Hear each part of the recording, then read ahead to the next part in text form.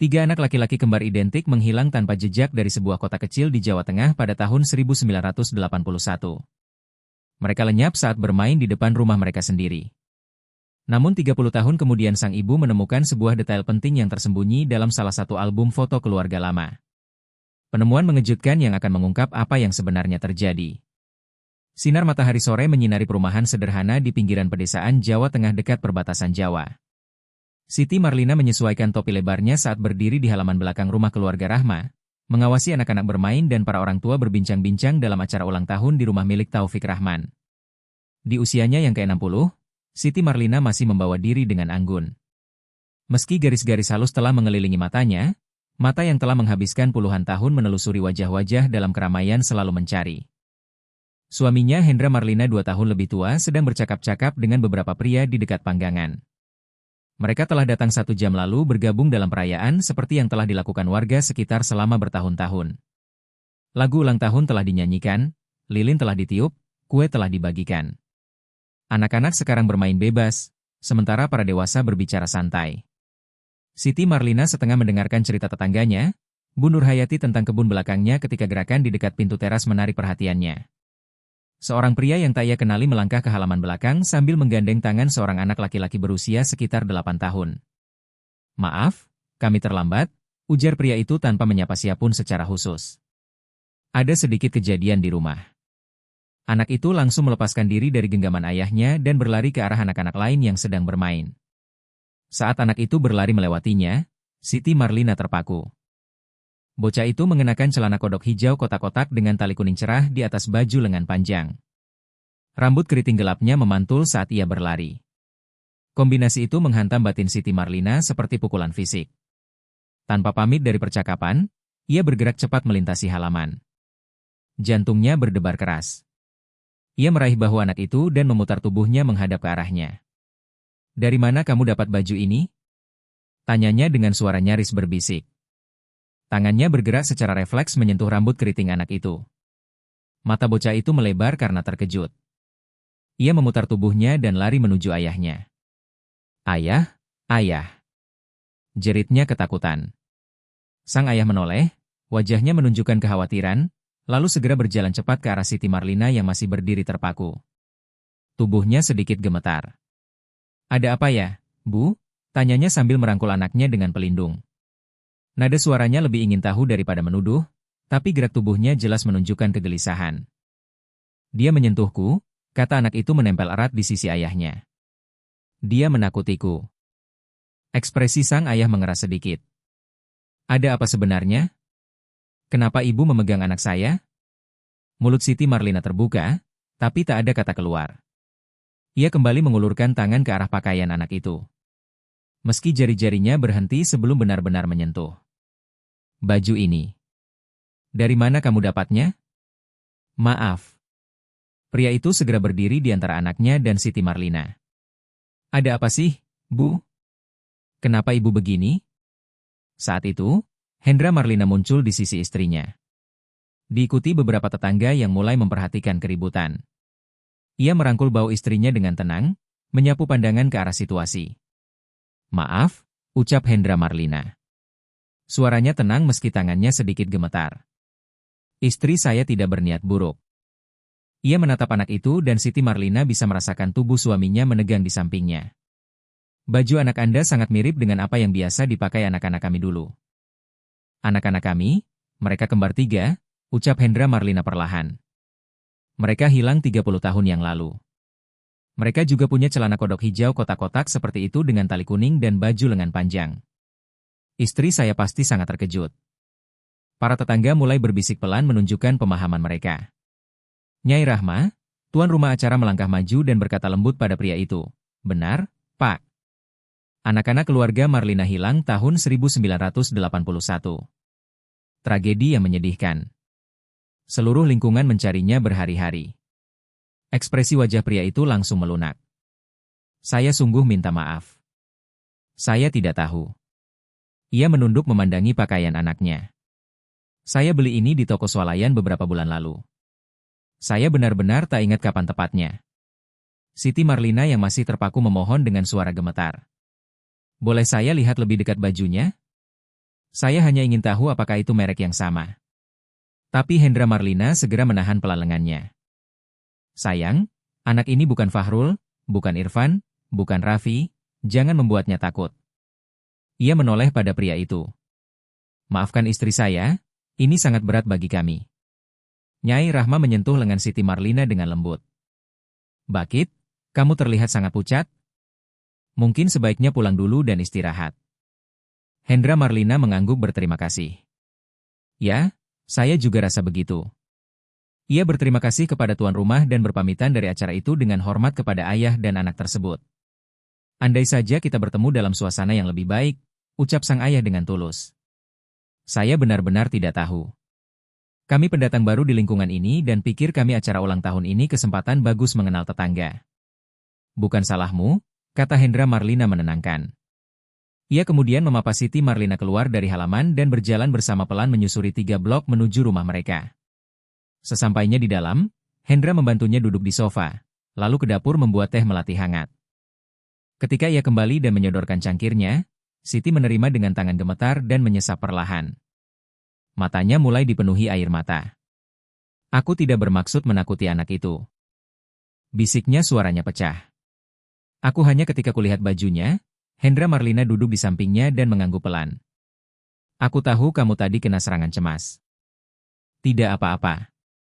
Aku tidak bisa melupakan mereka, Hendra, ucapnya kini dengan air mata yang tumpah deras. Sudah 30 tahun, Hendra menggenggam tangannya erat.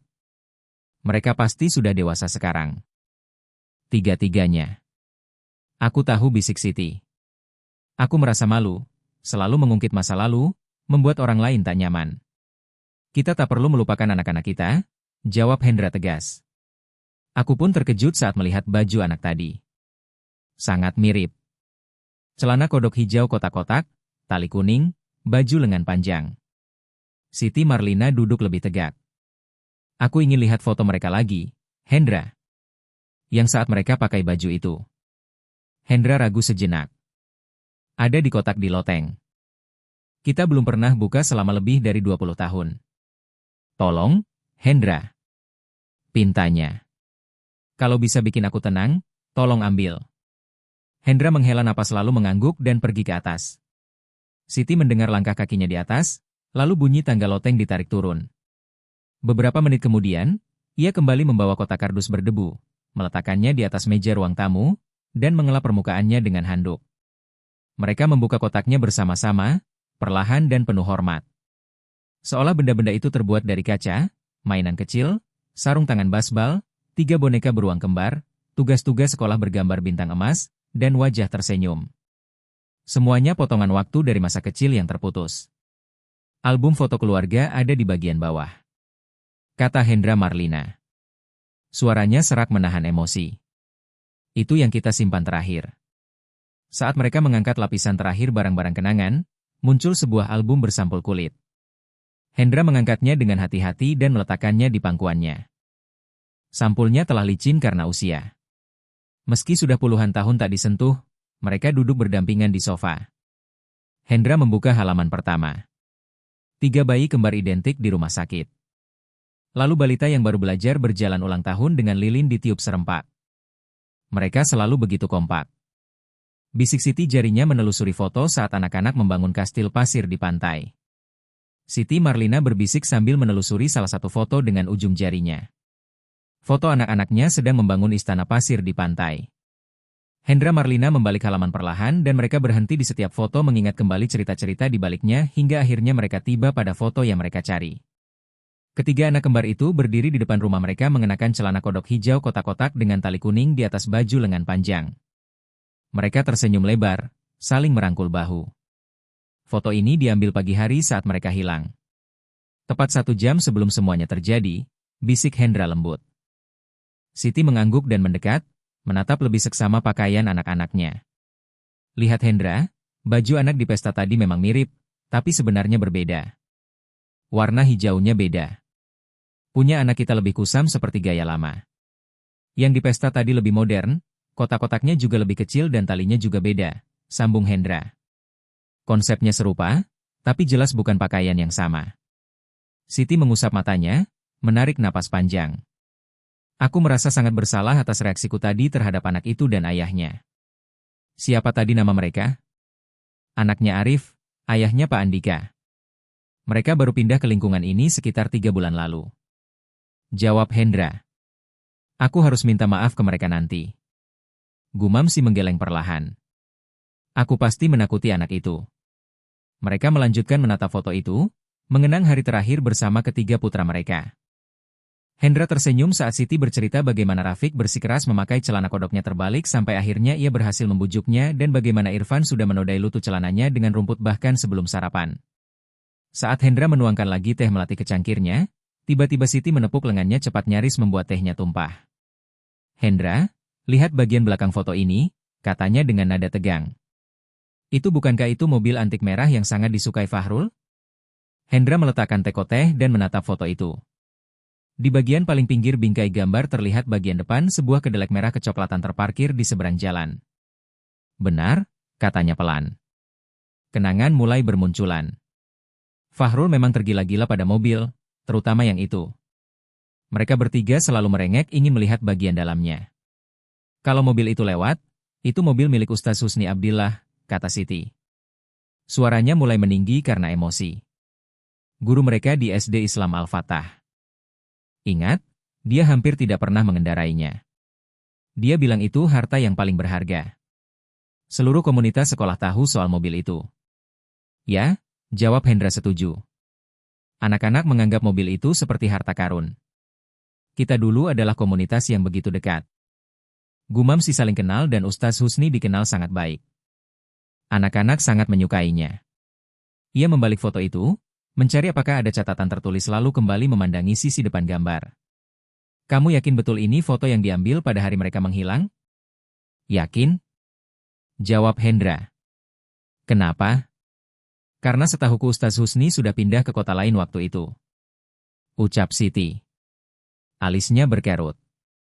Ingat betapa sedihnya semua orang tua saat dia pindah sekolah. Kita bahkan adakan pesta perpisahan untuknya di sekolah sehari sebelum dia pergi. Hendra mengernyit. Aku yakin foto ini dari pagi hari mereka hilang. Mereka hilangnya siang. Tapi itu aneh, desak Siti. Kalau Ustaz Husni benar sudah pindah seminggu sebelumnya, kenapa mobilnya ada di foto ini? Hendra meletakkan album dan mulai membongkar kembali isi kotak, menyusuri barang-barang yang sudah dikeluarkan sebelumnya. Akhirnya ia menemukan yang dicarinya, amplop film kode asli dengan negatif foto di dalamnya. Tanggal pemrosesan tercetak jelas di bagian luar. Lihat, katanya sambil menunjukkan ke Siti. Ini buktinya film ini dicetak 2 hari setelah mereka hilang. Foto ini pasti diambil pagi itu. Siti mengusap lengannya. Tubuhnya merinding meski udara di ruangan hangat. Kalau itu memang mobil Ustaz Husni, mungkin dia melihat sesuatu mencurigakan di lingkungan kita waktu itu. Pasti polisi sudah menanya. Ia terdiam sejenak, berpikir. Tapi polisi tidak pernah bilang mereka mewawancarai Ustaz Husni. Berarti dia benar-benar sudah pindah sebelum anak-anak kita menghilang. Hendra Marlina melihat kegelisahan Siti yang makin jelas dan meletakkan tangannya dengan lembut di bahunya. Sayang, mungkin ini cuma kebetulan. Bisa saja itu bukan mobil milik Ustaz Husni, bisa saja milik orang lain. Tapi aku tak ingat ada orang lain di lingkungan ini yang punya mobil antik merah seperti itu. Bantah Siti, kita begitu dekat dengan semua tetangga. Kita pasti tahu kalau ada. Mungkin saja itu bukan milik warga sini, usul Hendra. Bisa jadi tamu dari rumah sebelah. Kamu jangan terlalu dipikirkan. Ya, polisi sudah periksa semua album foto keluarga kita, termasuk yang ini. Mereka juga sudah tanya semua orang dan ikuti semua petunjuk. Kalau memang itu mobil Ustaz Husni, mereka pasti sudah cocokkan plat nomornya dan bilang ke kita. Siti menarik napas panjang saat Hendra menyodorkan lagi teh melati hangat. Kehangatan teh sedikit meredakan gelisahnya. Kamu benar, katanya akhirnya. Mungkin cuma perasaanku saja. Hendra mengangguk lega dan menutup album foto. Namun, si mengambil salah satu fotonya dan menyimpannya di pangkuan, ingin tetap dekat dengannya. Bersama mereka mulai memasukkan kembali barang-barang kenangan ke dalam kotak satu persatu. Masing-masing menjadi fragmen masa lalu putra-putra mereka dan kehidupan yang tak pernah mereka jalani. Setelah semuanya kembali rapi, Hendra melirik ke arah jam hias di atas perapian dan tiba-tiba terlonjak. Ya Allah, aku benar-benar lupa waktu. Aku ada jadwal periksa jam 11.50. Sekarang sudah pukul 1130. Hari Sabtu pula klinik cuma buka sampai jam. Siti terangkat dari lamunannya. Aku juga lupa mengingatkanmu. Dr. Hasan tak suka kalau pasien terlambat. Dengan cepat ia membantu Hendra menyiapkan semua yang dibutuhkan, kartu BPJS, daftar obat-obatan, dan jurnal tekanan darah yang selama ini ia catat. Dalam waktu 5 menit, Hendra sudah siap berangkat. Kamu yakin akan baik-baik saja di rumah? Tanyanya di depan pintu. Aku akan baik, jawab Siti. Aku mau masak siang, mungkin tidur sebentar. Nanti malam aku masakan makan malam. Jangan khawatirkan aku. Hendra mengangguk, mencium pipinya dan bergegas keluar menuju mobil. Setelah kepergian suaminya, Siti masuk ke kamar tidur dan mengambil ponselnya dari atas nakas. Ada sebuah pesan dari Nyai Sri Wulan, sahabat lamanya yang dulu bekerja di Dinas Pendidikan selama hampir 3 dekade sebelum pensiun. Reuni tahunan pensiunan sekolah bulan depan. Semoga kamu dan Hendra bisa hadir. Kami semua rindu kalian. Siti duduk di tepi ranjang menatap pesan itu. Nyai Sri Wulan pasti mengenal Ustaz Husni secara profesional. Mungkin ia tahu sesuatu. Meski Siti tak ingin curiga pada gurunya yang dulu sangat lembut dan baik terhadap anak-anak, perasaan aneh dan pertanyaan-pertanyaan di benaknya sejak melihat mobil antik merah di foto itu tak kunjung hilang. Tanpa pikir panjang, ia mengetuk kontak Nyai Sri Wulan dan meneleponnya. Siti, sungguh kejutan menyenangkan, jawab suara hangat di seberang. Kamu sudah terima pesanku tentang reuni? Sudah, insya Allah Hendra dan aku akan datang, kata Siti. Bagaimana kabarmu? Wulan, sudah lama ya? Mereka mengobrol beberapa menit, saling bertukar kabar tentang teman-teman lama, kesehatan, dan keluarga masing-masing. Hingga akhirnya Siti mengarahkan pembicaraan ke tujuan sebenarnya. Wulan, kamu masih ingat Ustaz Husni Abdillah? Dulu dia mengajar di SD Islam Al-Fatah awal tahunan. Tentu ingat, guru yang hebat, anak-anak dan orang tua semua menyukainya. Kamu tahu di mana dia sekarang? Tanya Siti. Berusaha terdengar santai. Aku ingat dia pindah keluar kota, tapi tak tahu kemana. Hening sejenak. Sebenarnya kamu mungkin salah ingat, Siti. Ustaz Husni itu tidak pernah melanjutkan mengajar di sekolah negeri lain. Dia tidak pernah ajukan surat pindah ke dinas, tidak ke provinsi, tidak juga keluar pulau. Siti langsung duduk tegak. Tidak, tapi dulu kita adakan pesta perpisahan untuknya. Dia bilang mau pindah mengajar di sekolah lain. Bukan begitu? Mungkin dia hanya bercanda waktu bilang itu. Kata Nyai Sri Wulan lembut. Ya, kamu tahu sendiri gaya bicaranya dulu, kata Nyai Sri Wulan. Yang kudengar, dia pindah ke daerah terpencil di Jawa Tengah dan mendirikan semacam pondok pesantren tani untuk yatim, semacam yayasan pribadi untuk anak-anak imigran. Pesantren tani? Ulang Siti Marlina bingung. Kupikir dia pindah ke provinsi lain untuk mengajar. Tidak, tidak ada begitu, jawab Nyai Sri Wulan meyakinkan. Tunggu. Beberapa bulan lalu ada yang menyebutkan nama tempatnya. Bentar. Ah, iya. Aku ingat sekarang. Namanya Harapan Ustaz Husni. Harapan Ustaz Husni? Ulang Siti pelan mencatat nama itu di ingatannya. Kenapa tiba-tiba kamu menanyakan Ustaz Husni? Tanya Nyai Sri Wulan curiga. Siti ragu sejenak lalu berkata, aku baru ingat dia dulu punya mobil antik merah dan aku tadi melihat mobil yang mirip itu di salah satu foto keluarga lama. Oh. Ya, dia memang punya mobil tua cantik itu, sahut Nyai Sri Wulan. Tapi dia jarang sekali menggunakannya. Dia lebih sering pakai mobil satunya untuk keperluan sehari-hari. Yang antik itu lebih seperti pajangan kebanggaannya. Kamu ingat pasti kapan dia meninggalkan kota ini? Tanya Siti. Jantungnya mulai berdebar lebih cepat. Wah, sudah terlalu lama sih aku tidak bisa ingat persis. Setelah menutup telepon, Siti Marlina langsung pergi ke ruang kerja kecil di rumah dan membuka komputer. Ia mencari informasi tentang Harapan Ustaz Husni dan menemukan sebuah situs sederhana dengan informasi yang sangat minim. Halaman utama menampilkan foto-foto para remaja laki-laki dan anak-anak bekerja di ladang. Sebagian besar berkulit sawah matang dan berambut gelap. Mirip anak-anak dari latar belakang Asia Tenggara atau imigran.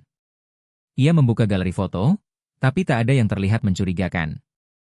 Semuanya tampak seperti lingkungan positif dan penuh asuhan. Halaman profil Ustaz Husni Abdillah menyebutkan latar belakangnya sebagai guru sekolah dasar dan hasratnya untuk membantu anak-anak kurang mampu.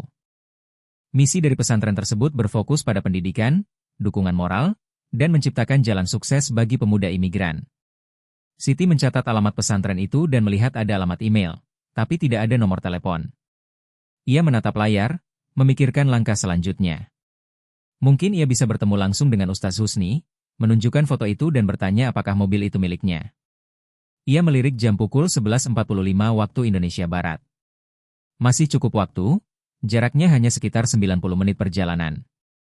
Jika ia berangkat segera, ia bisa tiba siang hari dengan masih banyak cahaya tersisa. Ia mengambil ponsel dan menelepon Hendra di klinik.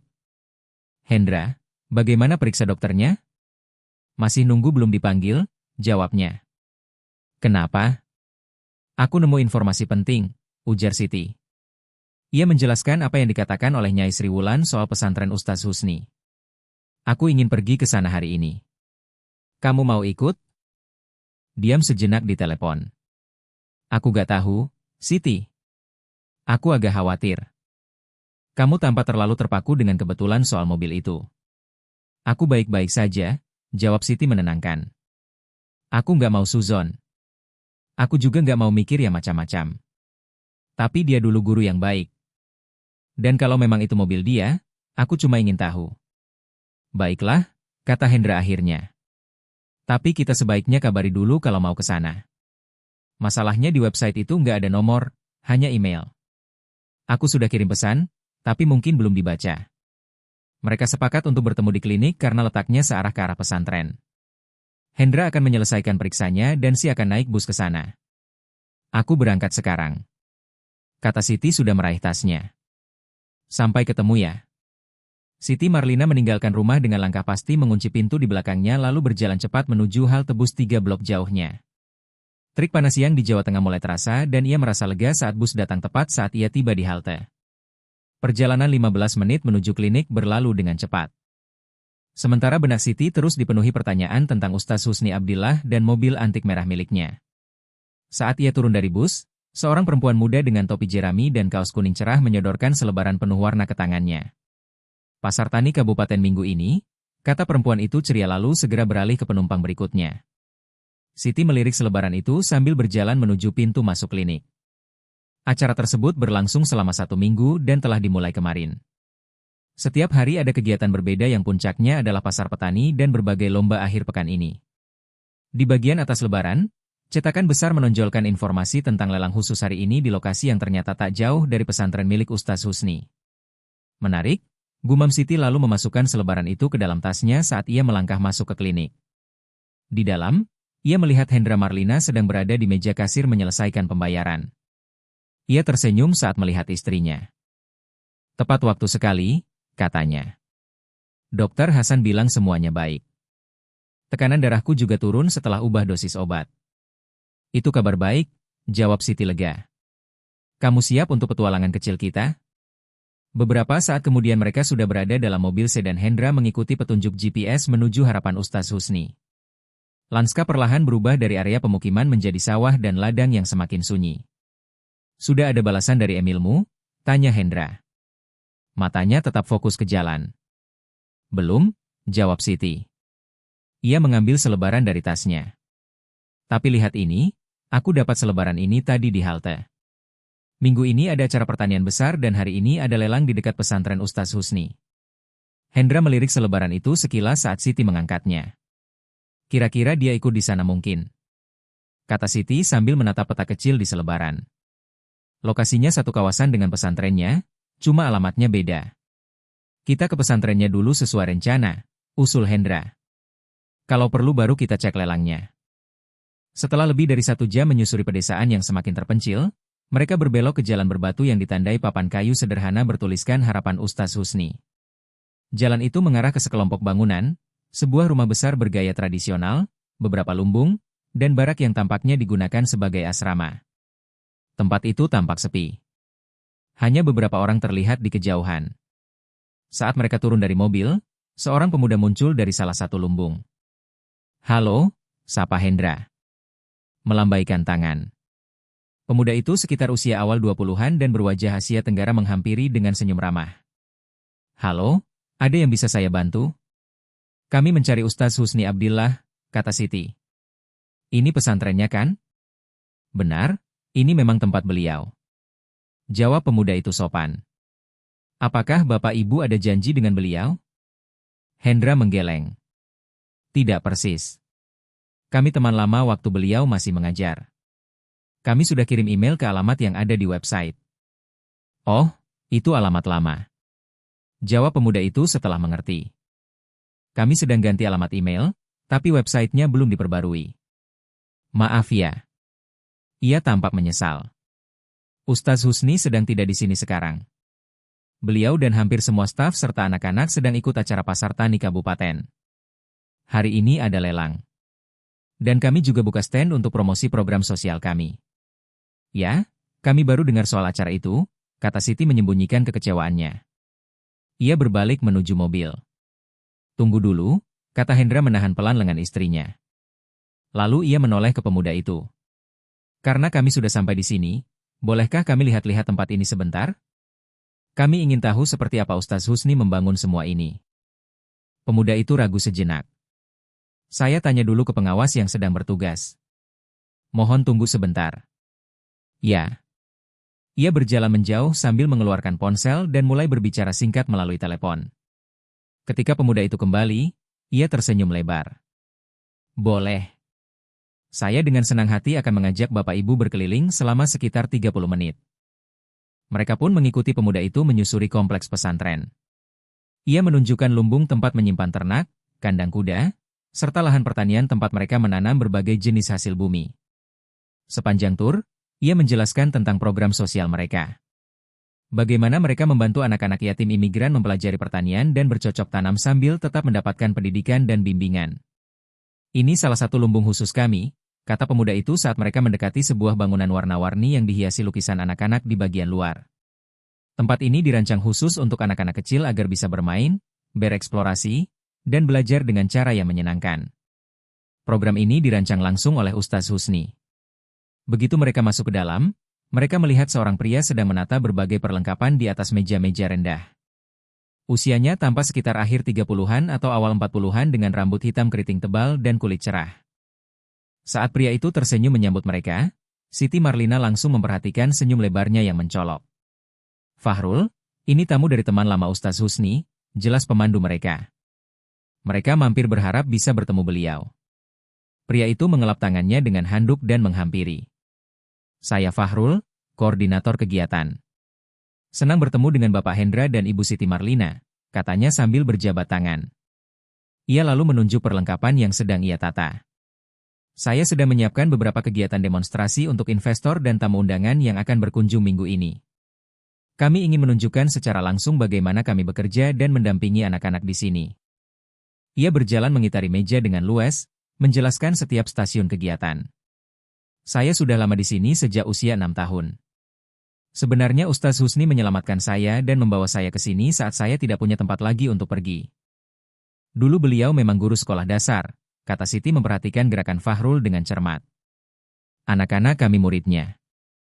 Dia memang selalu punya cara menghadapi anak-anak orang yang berhati mulia." "Betul. Beliau sangat lembut," kata Fahrul setuju. Mereka melanjutkan melihat-lihat ruangan. Salah satu dinding dipenuhi karya seni anak-anak, gambar-gambar warna-warni dengan krayon, serta kolase dari daun, kulit telur, dan gandum yang ditempel membentuk bentuk-bentuk unik. Pandangan Siti berhenti pada sebuah gambar. Sebuah mobil antik merah dihias rapi dengan butiran beras berwarna-warni yang ditempel dengan teliti. Detailnya sangat mengesankan. "Itu mobil itu," kata Siti menunjuk lukisan.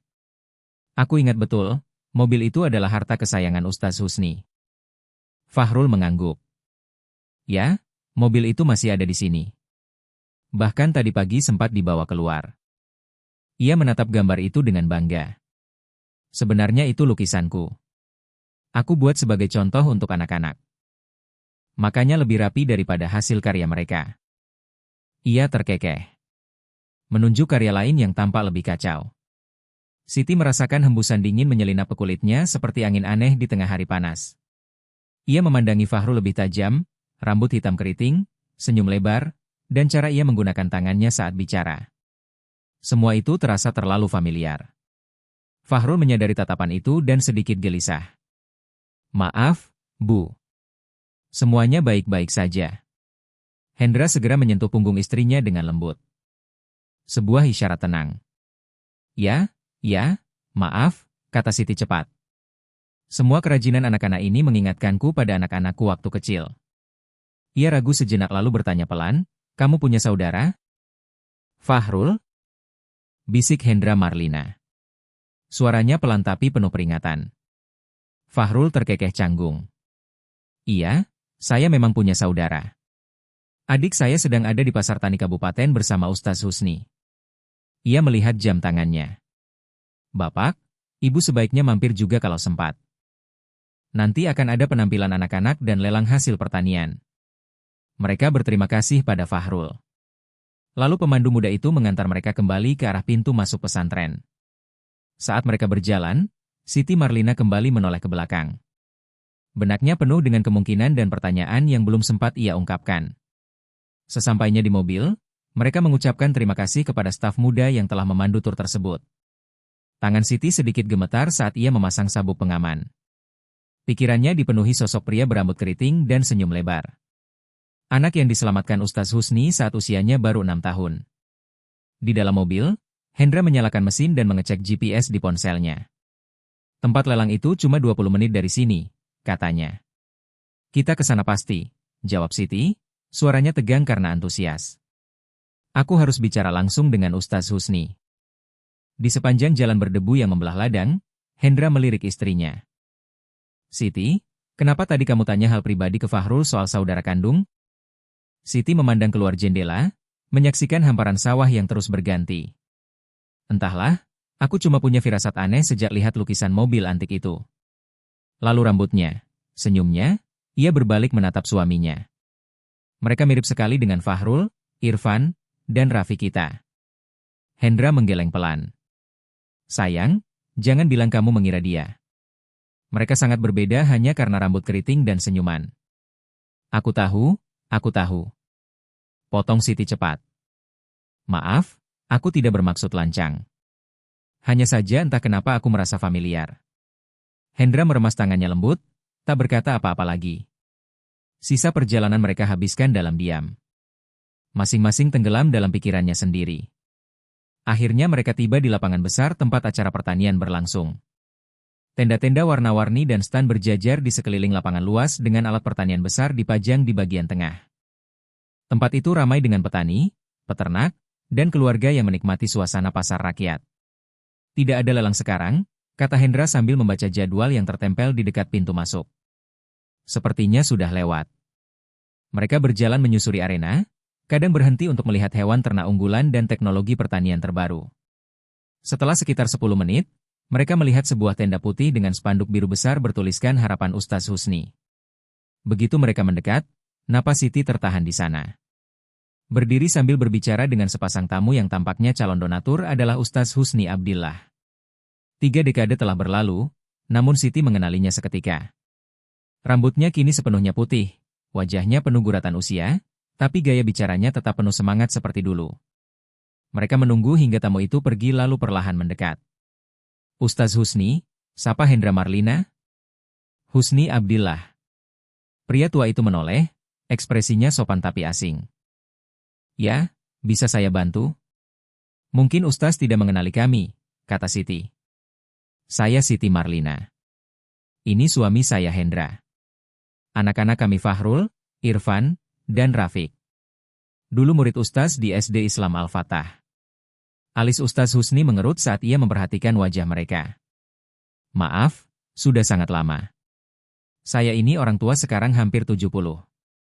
Memori mulai sering kabur. Percaya tidak? Siti melangkah lebih dekat. Saya yang menyelenggarakan pesta perpisahan Ustaz waktu itu bersama para ibu-ibu. Kalau ada wanita dengan 3 anak kembar identik yang selalu mengekor seperti anak itik itu saya, Siti Marlina. Perlahan pengenalan mulai muncul di mata Ustaz Husni dan akhirnya ia tersenyum. Senyum yang lama tak dilihat oleh mereka berdua. Tentu saja keluarga Marlina, Fahrul, Irfan, Dan Rafiq, anak-anak yang cerdas ketiganya. Senyuman Ustaz Husni sedikit memudar. Saya sangat senang bisa bertemu kalian berdua setelah sekian tahun. Kami terkejut mengetahui tentang pondok Anda, kata Hendra. Ini operasi yang sangat mengesankan yang Anda bangun. Terima kasih, jawab Ustaz Husni. Ini adalah karya hidup saya selama beberapa dekade terakhir. Percakapan pun beralih ke topik si kembar tiga. Ekspresi Ustaz Husni menjadi suram. Saya dengar tentang anak-anak yang hilang, tragedi yang mengerikan. Saya sangat sedih saat mengetahuinya. Saya selalu pikir Anda pindah ke kota lain, ke provinsi lain untuk mengajar, ujar Siti. Matanya mengamati reaksinya dengan saksama. Ustaz Husni menggeleng. Tidak, saya tetap di Jawa Tengah. Saya memang pergi ke kota lain untuk mendapatkan sertifikasi dan mempersiapkan proyek ini. Ia menunjuk sekeliling. Mendirikan pondok ini selalu menjadi impian saya. Siti condong sedikit ke depan. Pak Ustaz, apakah Anda ingat tanggal pasti Anda meninggalkan kota? Apakah sebelum atau setelah anak-anak saya hilang? Sebelum, jawab Ustaz Husni cepat. Pasti sebelum. Karena kalau tidak, polisi pasti sudah memeriksa saya. Ia memiringkan kepalanya. Kenapa Anda bertanya? Tanpa menjawab, Siti merogoh tasnya dan mengeluarkan foto yang diambil dari album foto keluarga. Ia menyerahkannya kepada Ustaz Husni. Saya melihat foto ini pagi ini. Diambil tepat pada hari anak-anak itu hilang hanya 1 jam sebelumnya. Ia menunjuk ke sisi bingkai foto. Saya memperhatikan mobil antik merah di latar belakang. Hendra melangkah mendekat. Itu mobil Anda, Pak Fielding. Anda ingat pernah berkendara di sekitar lingkungan kami hari itu. Ekspresi Ustaz Husni berubah perlahan. Senyum ramahnya menghilang digantikan keseriusan yang tegang. Ia menatap foto itu lama. Diam. Saya tidak bisa ingat tepatnya kapan saya pergi dari kota, katanya akhirnya suaranya lebih pelan. Dan saya tentu saja tidak ingat pernah berada di dekat rumah kalian atau melihat anak-anak hari itu. Ia menyerahkan kembali foto itu. Itu pasti milik orang lain.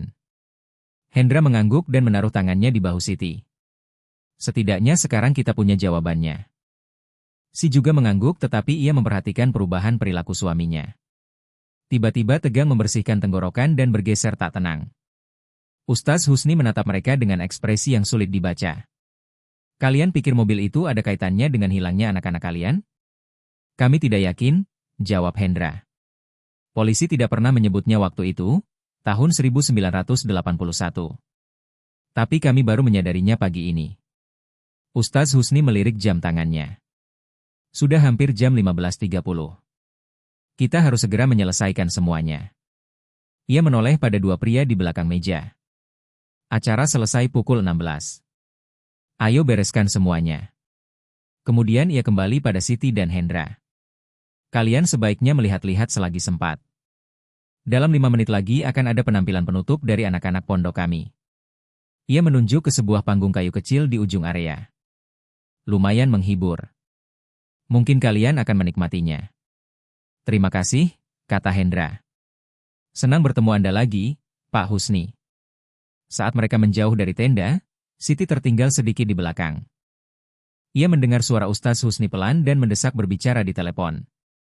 Pergi segera setelah pertunjukan. Panggil Irfan ke sini. Ya, sekarang. Siti terdiam lalu perlahan menoleh ke belakang.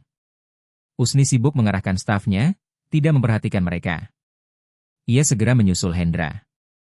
Pikirannya penuh dengan pertanyaan dan rasa was-was yang kian membesar. Mereka menuju ke panggung kecil di luar ruangan tempat sekelompok anak-anak sedang berkumpul untuk pertunjukan penutup. Kebanyakan dari mereka tampak seperti anak-anak yatim asal Indonesia Asia Selatan. Berusia sekitar 6 hingga 9 tahun. Beberapa masih usia TK. Anak-anak itu berbaris di atas panggung kayu sederhana dan mulai menyanyikan lagu rakyat riang dalam bahasa Spanyol. Siti menonton pertunjukan, tapi pikirannya mengembara. Ia memindai kerumunan, mengamati para staf, mencari sesuatu yang mencurigakan. Beberapa menit kemudian, gerakan di tepi panggung menarik perhatiannya. Seorang pria muncul dari belakang panggung dan berjalan cepat ke arah area pedagang. Langkahnya terburu-buru. Bahkan dari kejauhan, Siti bisa melihat rambut keriting tebalnya. Hendra, bisiknya cepat sambil menarik lengan suaminya. Lihat pria itu, ia menunjuk diam-diam. Yang berjalan cepat itu. Lihat rambutnya. Bukankah dia mirip Fahrul? Hendra mengikuti arah pandangan istrinya.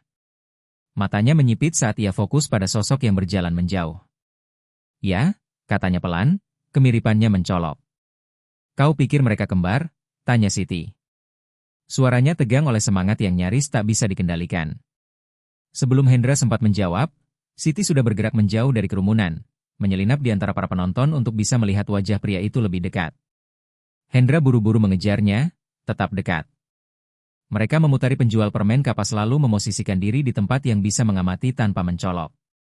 Pria itu telah tiba di tenda milik Ustaz Husni dan sedang berbicara dengan ekspresi serius. Saat mereka mengamati, pria itu sedikit memutar tubuhnya. Cukup untuk menampakkan profil wajahnya dengan jelas. Siti tersentak pelan.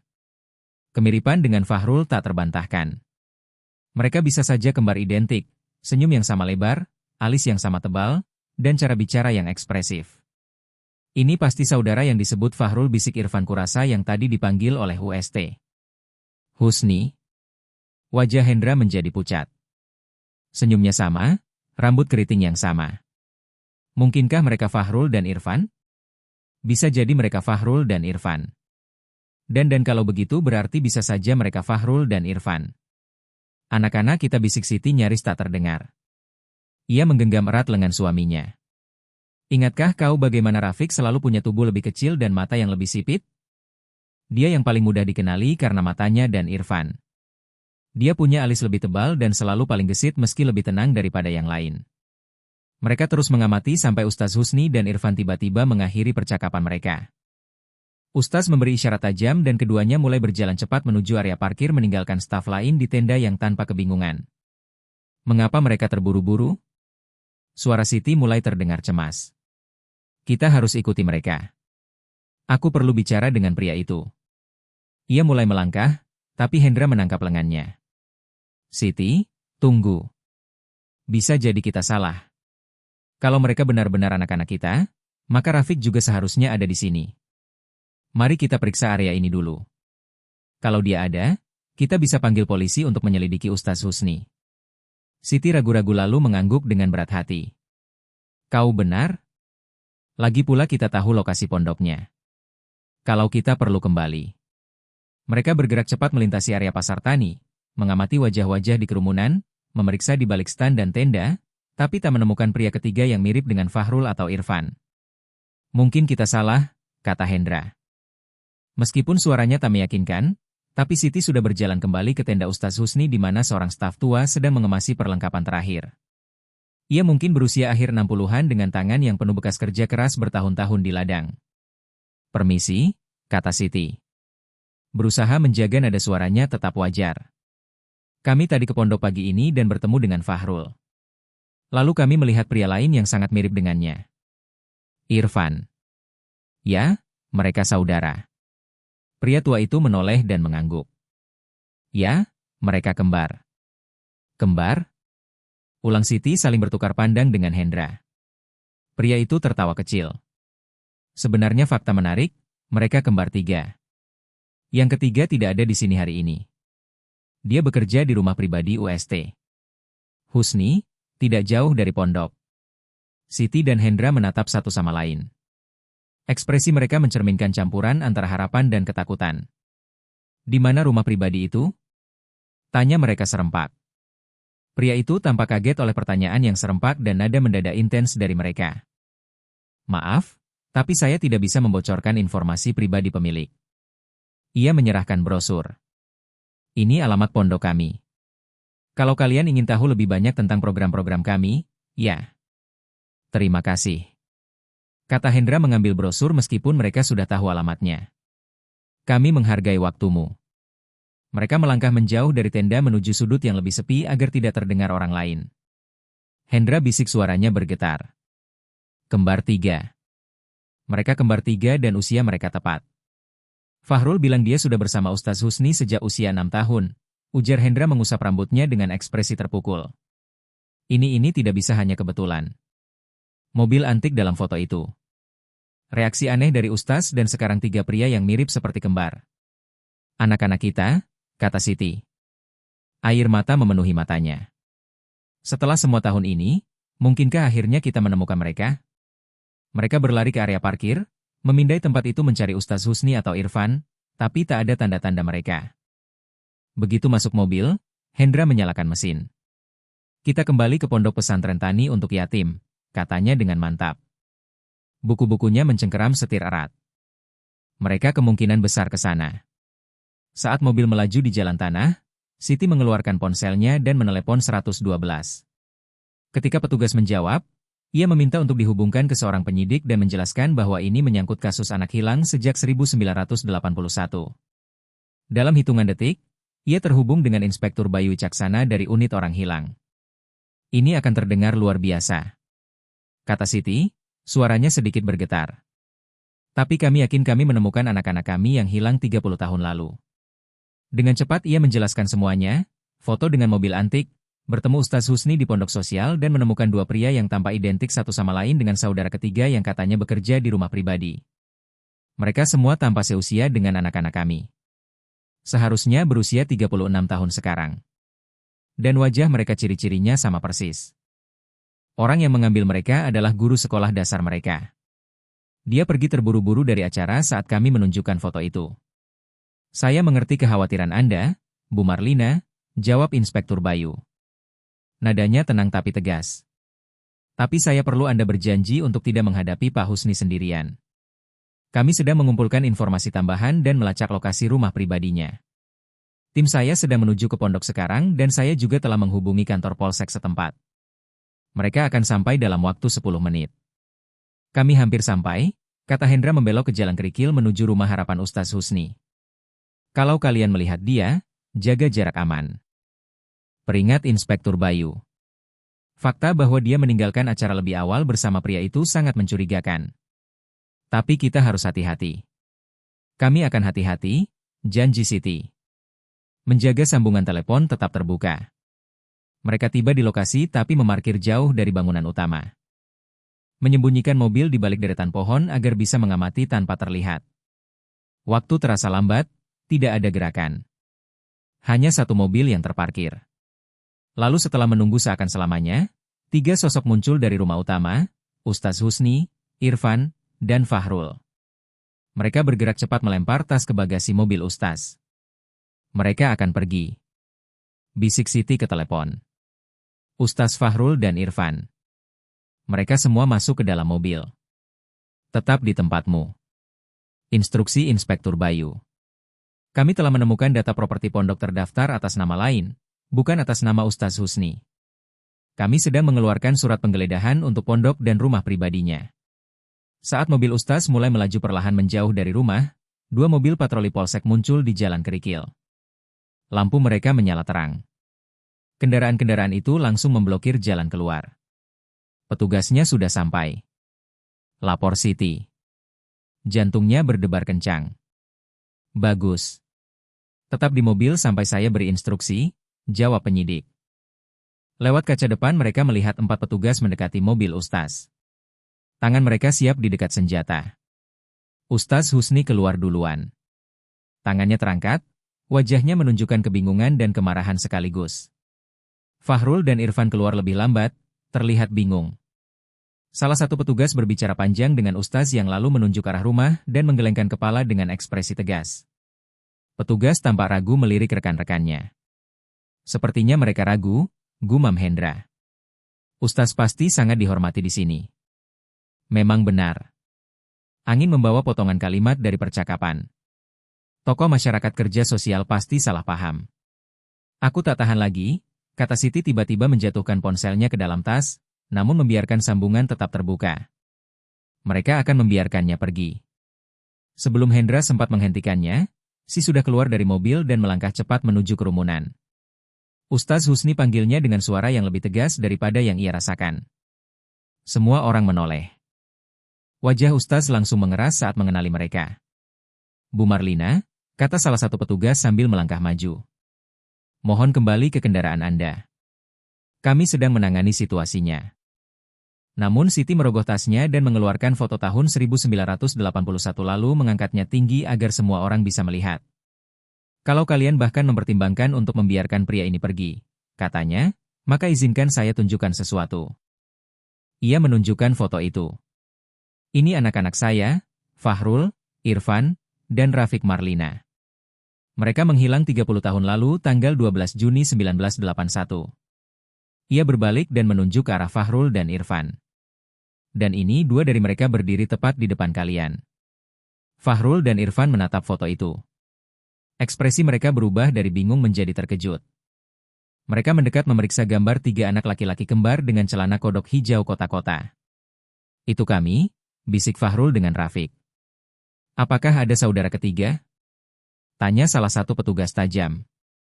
Keduanya mengangguk pelan. Masih menatap foto itu. Aku tidak melakukan kesalahan apapun.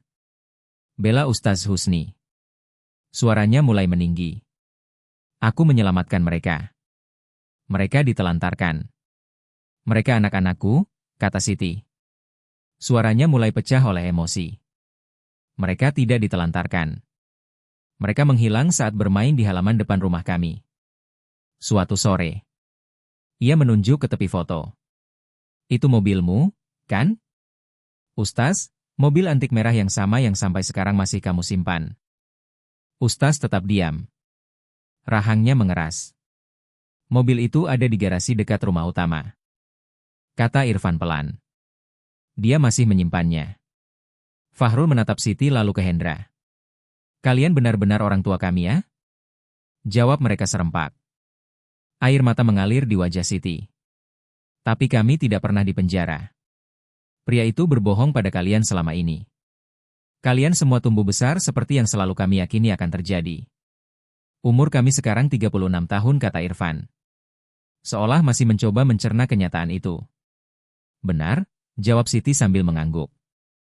Kalian lahir pada tanggal 15 Februari 1975.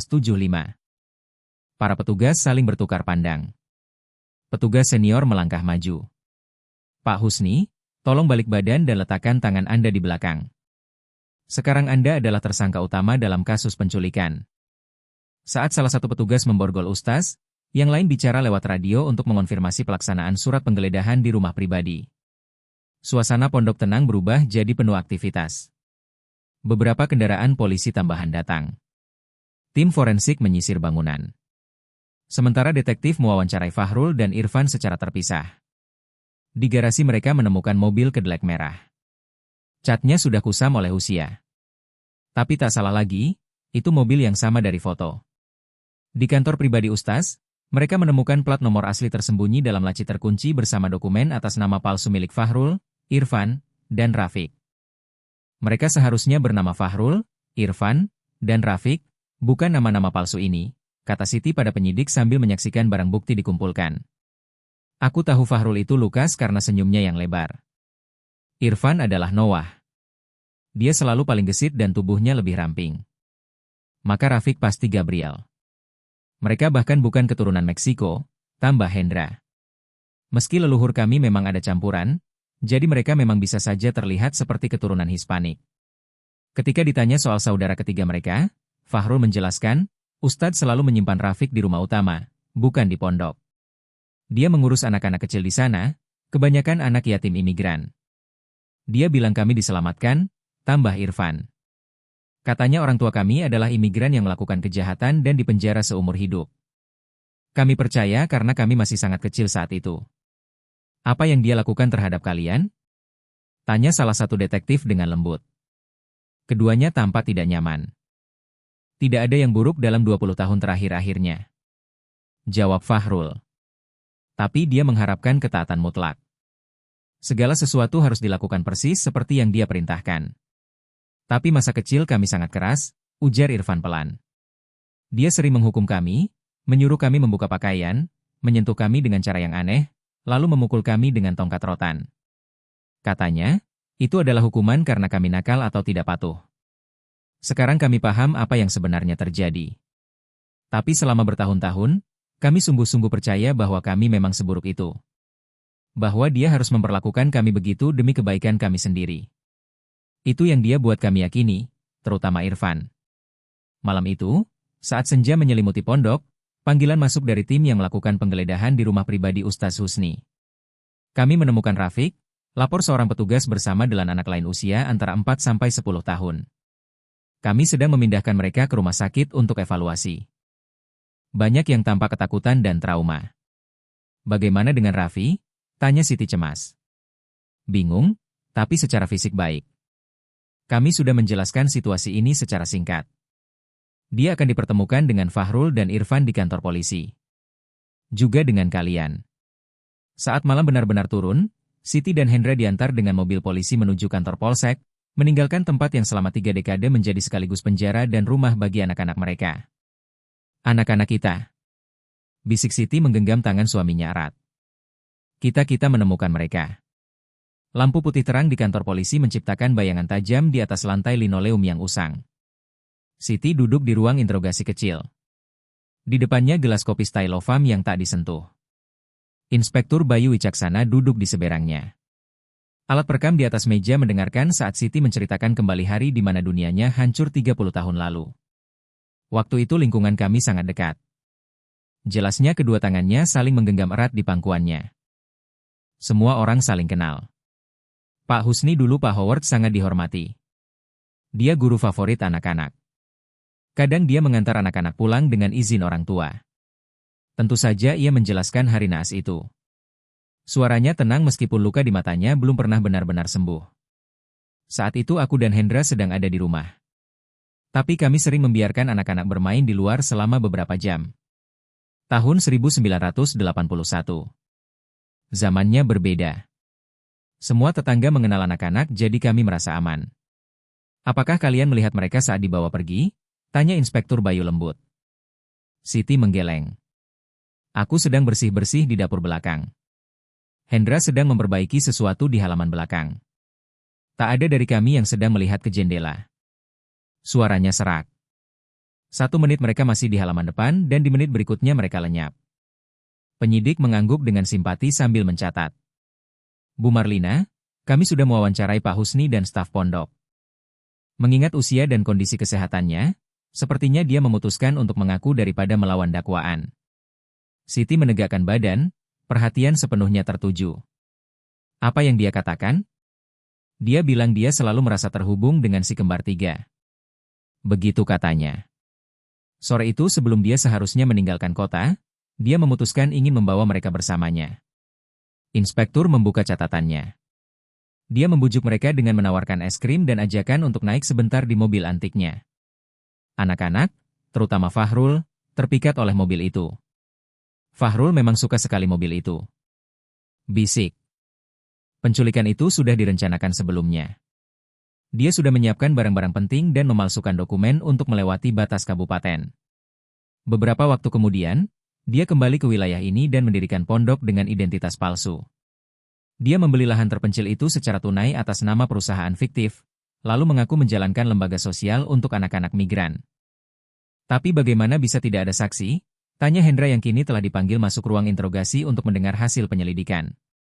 Dan bagaimana polisi tidak pernah menemukannya? Tidak ada teriakan, tidak ada perlawanan yang bisa memicu perhatian siapapun. Inspektur Bayu Wicaksana menjelaskan, Pak Husni waktu itu dikenal sebagai Pak Howard adalah sosok yang sangat dipercaya.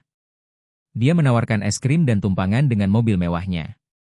Anak-anak kembar itu memang sering berjalan-jalan di sekitar blok rumahnya. Jadi mungkin, tambah Siti, tak seorang pun curiga melihat mereka bersamanya. Tepat sekali, jawab Inspektur Bayu sambil mengangguk. Setelah mengajak mereka makan es krim, Fielding meyakinkan mereka agar tidak pulang. Dia bilang rumah mereka berbahaya dan bahwa orang tua mereka terlibat dalam hal buruk. Lama-kelamaan dia mencuci otak anak-anak itu. Mereka mempercayainya sepenuhnya dan itu membuatnya mudah untuk memanipulasi mereka. Saat itu mereka baru 6 tahun. Hendra menggenggam tangan Siti, wajahnya tegang. Dia mengatakan pada mereka bahwa mereka adalah anak imigran yatim piatu. Lanjut penyidik. Bahwa orang tua mereka menyembunyikan asal-usul mereka. Bahwa mereka tinggal secara ilegal di negara ini dan kalian telah dihukum penjara seumur hidup. Dia perlahan membangun semua kebohongan ini, bahkan membuat album foto palsu untuk mendukung ceritanya. Jadi motif penculikannya cuma karena kekaguman? Tanya Siti tak percaya. Ekspresi inspektur menjadi lebih serius. Kami selidiki latar belakangnya. Fielding kehilangan seluruh keluarganya dalam kebakaran rumah awal tahun 70-an. Istri dan 2 anak kembarnya. Sepertinya dia mengalami gangguan psikologis meskipun dari luar tampak normal. Dari pernyataan dan evaluasi psikologis, dia mulai percaya bahwa ada anak-anak tertentu yang ditakdirkan menjadi miliknya. Terutama anak-anak yang punya ikatan emosional kuat seperti kembar 3. Siti menutup matanya, mencoba mencerna logika sakit yang telah mencuri 3 dekade dari keluarganya. Lalu sekarang bagaimana? Tanya Hendra. Fielding akan dihadapkan pada banyak dakwaan, penculikan, kekerasan terhadap anak, penyekapan ilegal, pemalsuan identitas, dan lainnya. Anak-anak kecil yang ditemukan di rumah pribadinya sedang dalam proses evaluasi dan kami bekerja untuk mengidentifikasi serta menemukan keluarga mereka. Penyidik berdiri, tapi saya rasa ada 3 orang yang sudah cukup lama menunggu untuk bertemu kalian. Ia membuka pintu dan berbicara pelan pada petugas di lorong. Beberapa saat kemudian, pintu terbuka kembali. Fahrul, Irfan, dan Rafiq atau nama sebenarnya Lukas, Noah, dan Gabriel muncul di ambang pintu. Mereka sudah menjadi pria dewasa. Namun bagi Siti, wajah kecil mereka masih terlihat jelas dalam garis-garis dewasa itu. Senyum lebar Lukas, tatapan penuh pemikiran Noah, dan postur lebih kecil Gabriel. Sesaat tak ada yang bergerak, 30 tahun perpisahan menggantung seperti dinding tak kasat mata di antara mereka. Sebuah kehidupan penuh ulang tahun yang terlewat, kelulusan, patah hati, dan pencapaian yang tak pernah dibagi. Lalu Siti berdiri dari kursinya, suara isaknya pecah dari tenggorokannya. Ia melangkah maju dengan ragu. 1 langkah, lalu 1 lagi. Hendra berdiri di sisinya. Air mata mengalir tanpa malu di wajah yang telah menua. Anak-anakku, bisik Siti anak-anakku yang cantik. Ada sesuatu dalam suaranya yang memecahkan keheningan itu. Lukas bergerak lebih dulu.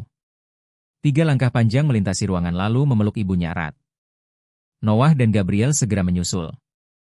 Hendra pun maju menyempurnakan lingkaran. Mereka berdiri di sana. 5 orang saling berpegangan, seolah takut kehilangan satu sama lain lagi. Air mata mengalir bersama. Menghapus 3 dekade duka dalam luapan emosi. Aku tak pernah berhenti mencarimu, ucap Siti lirih di antara tangisnya, menyentuh wajah mereka satu persatu, mengenal kembali kontur yang telah berubah dari anak laki-laki menjadi pria dewasa. Tidak 1 hari pun. Kami tidak tahu, bisik Gabriel. Kami pikir kalian sudah tiada, tapi kita di sini sekarang, kata Hendra. Suaranya berat oleh emosi. Kita semua akhirnya bersama. Di luar jendela ruang interogasi, malam telah jatuh sepenuhnya. Bintang-bintang mulai bermunculan di langit Jawa Tengah. Dan di dalam, sebuah keluarga yang telah dihancurkan oleh obsesi pria mulai menapaki langkah-langkah awal menuju pemulihan. Berpegangan satu sama lain dalam cahaya terang yang keras dari kantor polisi kecil itu, akhirnya secara ajaib utuh kembali. Yeah,